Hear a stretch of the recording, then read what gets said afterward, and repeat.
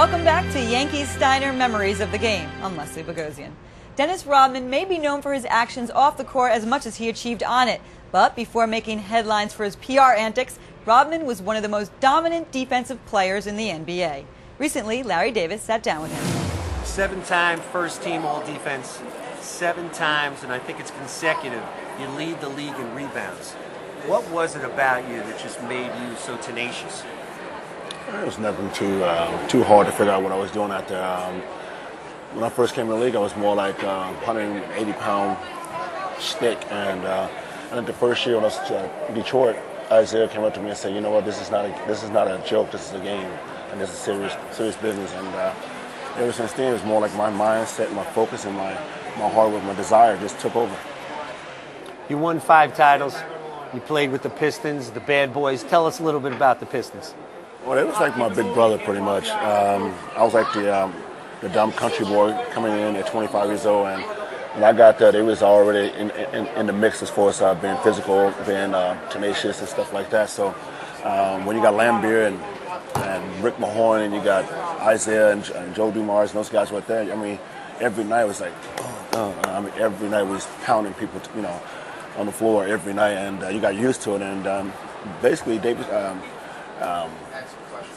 whatever his name, the commissioner, he gave us the name, the Bad Boys, and for 2 years we was called the Bad Boys, and after that, it diminished after the Bulls won the championship. You leave the Pistons. Later on, you go to play with the Bulls, with the greatest player in the history of the NBA. In your opinion, is he the greatest player in the NBA? And how did that work? I mean, Michael seems like a buttoned-up guy, always doing the right thing, and then all of a sudden, here comes Dennis Rodman. Yeah, it was funny that when I first went there, they said, "Dennis Rodman, what are we doing?" And I think that before I came, I think Michael and Scotty and Phil had to accept me to be on the team, especially Scotty after the things that happened in Detroit. So they asked me, do I want to join the Chicago Bulls? I said, my first initial reaction was, I don't give a damn, whatever. So I think that's kind of like, wait a minute, we never heard that before.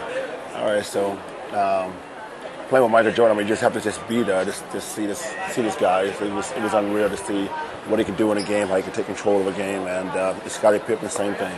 You had two great players there. Who was your favorite when you were a kid? Did you watch the NBA? And if you did, who was your favorite player growing up? I was a Dallas Cowboy fan. I was not a basketball fan at all. I didn't start playing until I was like 20 years old, and that's when I shot up from 5'9" to 6'8", like in a year. So I started playing basketball. I never had any idols, anybody I looked up to, and nothing like that.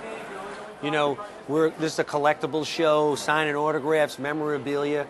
From your unbelievable career, what do you have? Do you have any jerseys? Do you have any rings? What do you have in your room, your memorabilia room?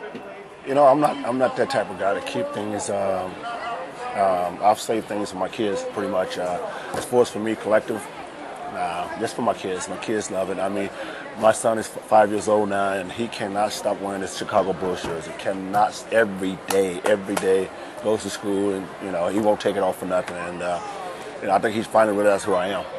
So he's like, I think, can you believe my dad's this, and if I get elected in the Hall of Fame, that'd be just for my kids. How'd you get the nickname The Worm?